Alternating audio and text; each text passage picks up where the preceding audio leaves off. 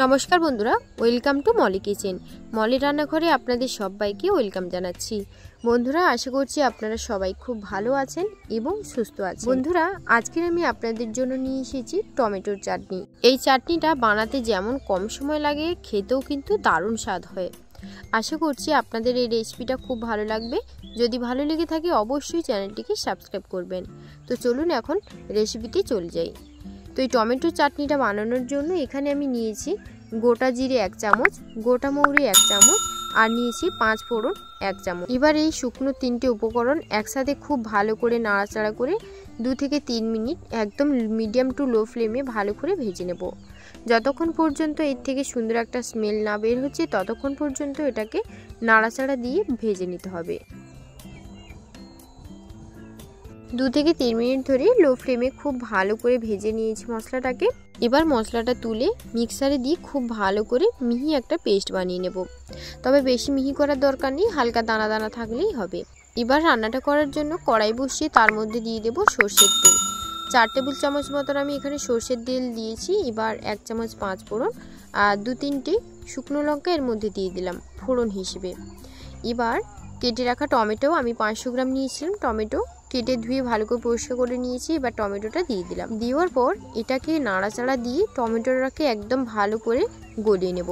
টমেটোটা যতক্ষণ না গলছে ততক্ষণ পর্যন্ত ভালো করে টমেটোটাকে গলিয়ে নিতে হবে 5 থেকে 6 মিনিট ধরে। তো টমেটোটা গলানোর জন্য সামান্য লবণের মধ্যে দিয়ে দিলাম। লবণটা দেওয়ার পর খুব ভালো করে 5 থেকে 6 মিনিট নাড়াচাড়া দিয়ে নিয়ে টমেটোটা একদম ভালো করে গলিয়ে নিতে হবে।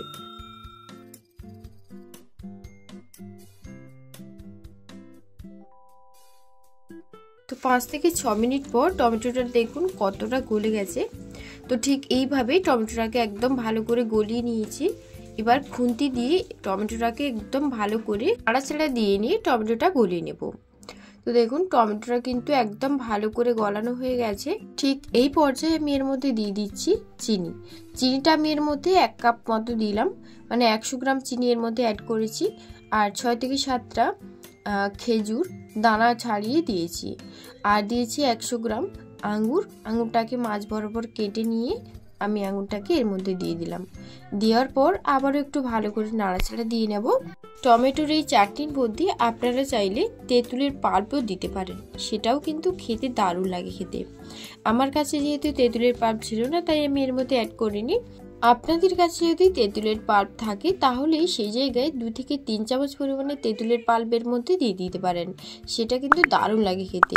তো 2 থেকে 3 মিনিট একটু ভালো করে নাড়াচাড়া দিয়ে নিয়েছি। তারপর এর মধ্যে দিয়ে দিলাম আমসত্ত্ব। আমসত্ত্বটা ভালো করে একদম ছোট ছোট পিস করে কেটে নিয়েছি। তারপর এর মধ্যে দিয়ে দিলাম।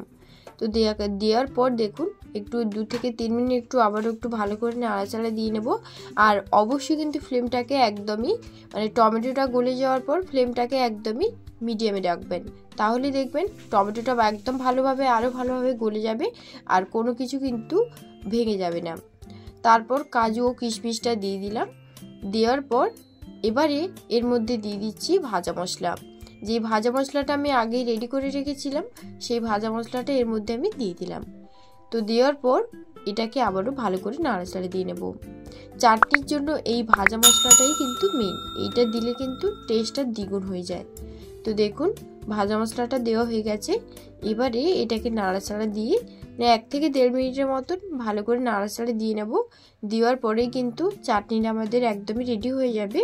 তবে আপনাদের আগেই যেটা বলেছি, এখানে যদি আপনারা তেঁতুলের পাল্পটা দেন সে জায়গায় খেতে কিন্তু অসাধারণ হয়।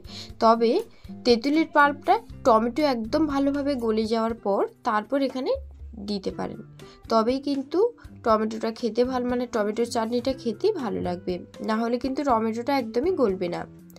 তো দেখুন আমার কিন্তু টমেটোর চাটনি একেবারেই রেডি। এবার 1 থেকে 1.5 মিনিট একটু ভালো করে নাড়াচাড়া দিয়ে নিয়েছি। দেওয়ার পর টমেটোর চাটনিটা আমার একদমই রেডি। আর এর মধ্যে আগেই আমি লবণ দিয়েছিলাম। তো দেখুন এবার গ্যাসটা একদমই লোতে করে দিয়ে একদম সরু সরু করে কেটে রাখা আদা স্লাইস এর মধ্যে দিয়ে দিচ্ছি।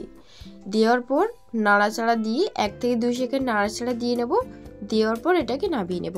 ব্যাস, তো বন্ধুরা তৈরি হয়ে গেল আমাদের দারুণ স্বাদের টমেটো চাটনি। এই রেসিপিটা আমার তো ভীষণ পছন্দের। আপনাদের কেমন লাগলো অবশ্যই কিন্তু আমাকে কমেন্টে জানাবেন, আর বাড়িতে বানালে সেটাও কিন্তু নিচে কমেন্ট বক্সে জানাতে একদমই ভুলবেন না। এই চাটনিটা খেতে কিন্তু দারুণ স্বাদ হয়। একবার রিকোয়েস্ট রইলো একবার অন্তত এই রেসিপিটা বাড়িতে বানানোর, তো খুব ভালো লাগবে। পরবর্তী ভিডিও সবার আগে দেখার জন্য অবশ্যই কিন্তু মলি কিচেন চ্যানেলটিকে সাবস্ক্রাইব করে নেওয়ার জন্য অনুরোধ রইল।